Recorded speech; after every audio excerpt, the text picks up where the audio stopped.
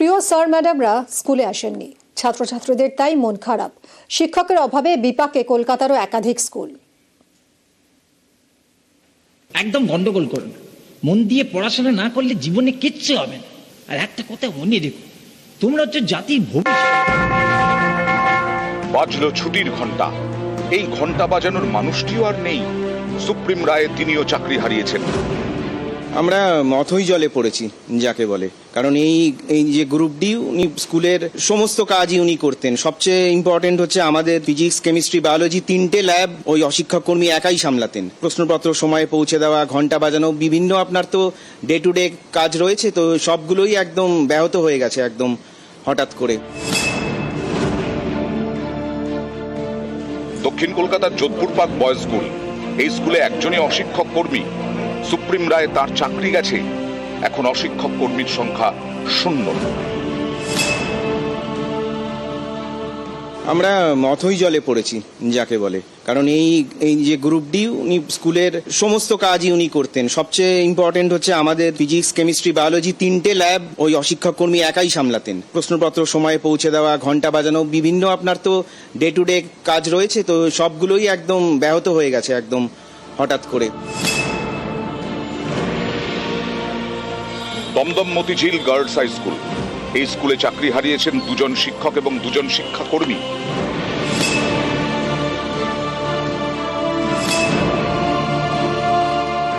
অসুবিধা তো হবে, বিশেষ করে ক্লার্কদের চলে যাওয়াটা খুবই অসুবিধা হবে স্কুলে। শিক্ষিকাদের ক্ষেত্রেও অসুবিধা হবে, কারণ ওনারা আমাদের স্কুলে ইংলিশ মিডিয়াম সেকশনের টিচার ছিল, ওনারা কেমিস্ট্রি আর বায়োলজি পড়াতেন। দমদমের আরেক স্কুল অরবিন্দ বিদ্যা মন্দির, এই স্কুলেও শিক্ষকের চাকরিতে কোপ। চাকরি খুইয়েছেন 3 জন। আমাদের 3 জনের গেছে, 2জন কমার্স সেকশনের টিচার আর 1জন রাষ্ট্রবিজ্ঞানের শিক্ষিকা। আমরা ইতিমধ্যেই বসবো ম্যানেজিং কমিটির সঙ্গে, বসে আমাদেরকে পার্ট টাইম টিচার নিতে হবে, কারণ ছাত্রছাত্রীদের তো আর ক্ষতি করা যাবে না। তারা অত্যন্ত ভালো পড়াতেন। এরকম যদি আস্তে আস্তে টিচারদের বসিয়ে দেন, তাহলে আমরা কোথায় যাব? আমাদের এত ক্ষমতা নেই যে প্রাইভেট স্কুলে দেওয়া। আমরা এটা পূর্ণ প্রতিবাদ করছি। শ্যামবাজারে দ্য পার্ক ইনস্টিটিউশন, এই স্কুলের পথ চলা শুরু 1926-এ। এই স্কুলেরও 2 শিক্ষক চাকরি খুইয়েছেন। টিচার না থাকলে তো প্রবলেম হয়, সেক্ষেত্রে সমস্যা তো হয়। একজন এইচএস সেকশনের আর একজন হচ্ছে আমাদের নর্মাল সেকশন 9-10। বেলেঘাটার সুরা কন্যা বিদ্যালয়, 100 বর্ষ পার করা এই স্কুলের 3 শিক্ষক চাকরি হারা। একজন তো কম্পিউটার অ্যাপ্লিকেশনের টিচার এবং সিঙ্গেল পোস্ট টিচার, ও চলে গেলে আমার হয় সাবজেক্টটা তুলে দিতে হবে, নইলে আর একজন কন্ট্রাকচুয়াল যদি কাউকে নিয়োগ করা যায়। সেজন্য খুব দিশেহারা এখন, এবং মেয়েরা কিছুটা হলেও সাফার করবে। নিউজ 18 বাংলা। পার্থর ইচ্ছে খুলছে, কসবার ইচ্ছে ফের হচ্ছে ঝকঝকে। সাফসুতরো করা হয়েছে ইচ্ছে অনুষ্ঠান বাড়ি। প্রায় বছর 3 বাদে ফের খোলার প্রস্তুতি নেওয়া হচ্ছে। ভিতরে কাজ করছেন কর্মীরা, চলছে রান্না। ইচ্ছে অনুষ্ঠান বাড়িতে ফের কর্মীদের আনাগোনা।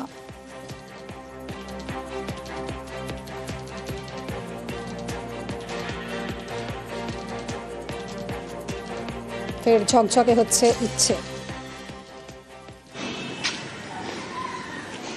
দাদা একবার শুনুন, দাদা একবার শুনুন।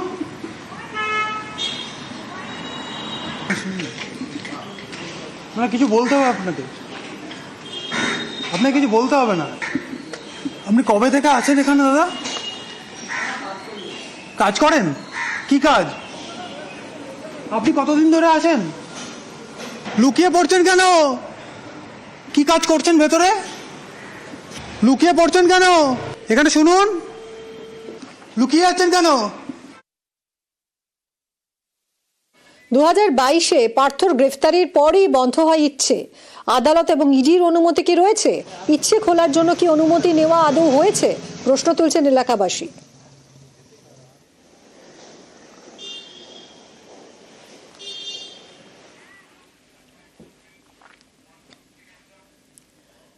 পার্থ চট্টোপাধ্যায় লজ্জা, বিস্ফোরক মন্তব্য ফিরহাদ হাকিমের। বিচারপতির বাড়িতে টাকা উদ্ধারও একইভাবে লজ্জার। চাকরিহারাদের পাশে দাঁড়িয়ে মন্তব্য ফিরহাদের।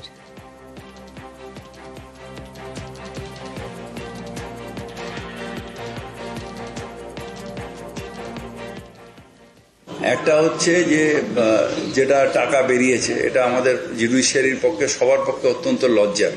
যেরকম পার্থ চ্যাটার্জিটা লজ্জার আমার, সেরকম জুডিশিয়ারিটাও লজ্জার।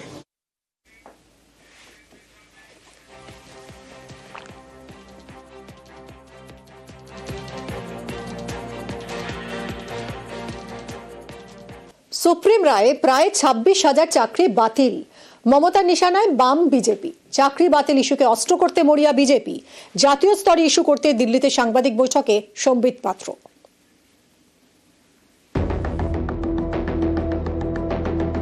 এক ধাক্কায় স্কুল সার্ভিস কমিশনের প্রায় 26,000 চাকরি বাতিল।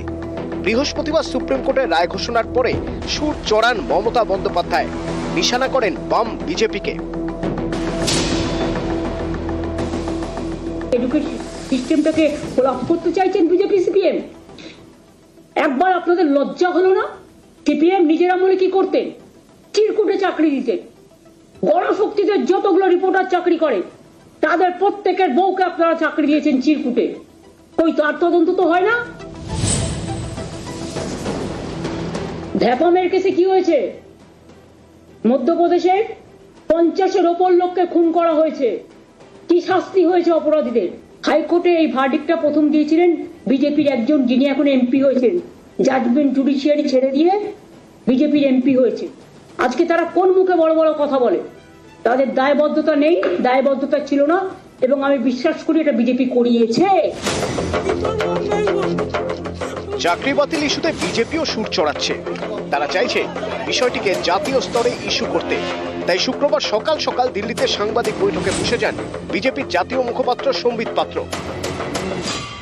पार्थ चटर्जी जो गिरफ्तार हुए थे 2022 में, उस समय वो पार्थ चटर्जी स्टेट के एजुकेशन मिनिस्टर थे। 2 बार रेड हुए और कुल मिलाकर के 49 करोड़ रुपया ईडी ने रिकवर किया इस रेड में। ये वो जो 24 लाख एप्लीकेंट आए थे, उन 24 लाख एप्लीकेंट की खून पसीने की कमाई है। চাকরি বাতিল ইস্যুতে প্রধানমন্ত্রীকে চিঠি দিয়েছেন পুরুলিয়ার বিজেপি সাংসদ জ্যোতির্ময় সিং মাহাতো। দেখুন, পশ্চিম বাংলাতে বর্তমান যা পরিস্থিতি করে রেখেছে এই তৃণমূলের সরকার, মানে শিক্ষা বিভাগের আমি বলবো এমার্জেন্সির মতো পরিস্থিতি হয়ে আছে। আমি মাননীয় প্রধানমন্ত্রী সাহেবকে পশ্চিমবাংলার বর্তমান পরিস্থিতির বিষয়ে পত্র দিয়ে আমি জানিয়েছি কি এখানে কিভাবে পুরো সিন্ডিকেট করে একদম পুরো মন্ত্রী পরিষদ বসে আর ক্রাইমটা করেছে। এখানেই শেষ নয়, প্রায় 26,000 চাকরি বাতিল ইস্যুকে জাতীয় স্তরে তুলে ধরতে এদিন সংসদেও সুর চড়ায় বিজেপি। রাজ্যসভায় এদিন সরব হন উত্তরপ্রদেশের বিজেপি সাংসদ লক্ষ্মীকান্ত বাজपेयी। पश्चिम बंगाल में सरकार ने सारी भर्ती प्रक्रिया को टेंटेड किया है। जो वहां के रूल्स और रेगुलेशंस है उनका उल्लंघन किया है। ये हाई कोर्ट और सुप्रीम कोर्ट के लेवल पर साबित हो चुका है। বিজেপি সাংসদকে জবাব দেওয়ার চেষ্টা করেন তৃণমূলের ডেরেক ওব্রায়েন।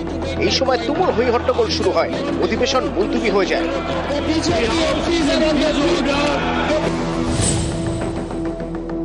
গোটা নিয়োগ প্রক্রিয়াকে যেভাবে কলুষিত করা হয়েছে, এটা রিপেয়ার করার মতন কোনো সুযোগ নেই। 1 বছর সময় পেয়েছিল আমাদের রাজ্যের সরকার। 1 বছর লেগে গেল, সরকার যোগ্য অযোগ্য স্পষ্ট করতে পারল না। যদি দুর্নীতি না থাকতো তাদের জীবনটা এরকম দুর্বিষহ হয়ে যেত না। আপনি যেদিকে যাবেন সেদিকে কিন্তু মূল কারণটা দুর্নীতি। নিউজ 18 বাংলা।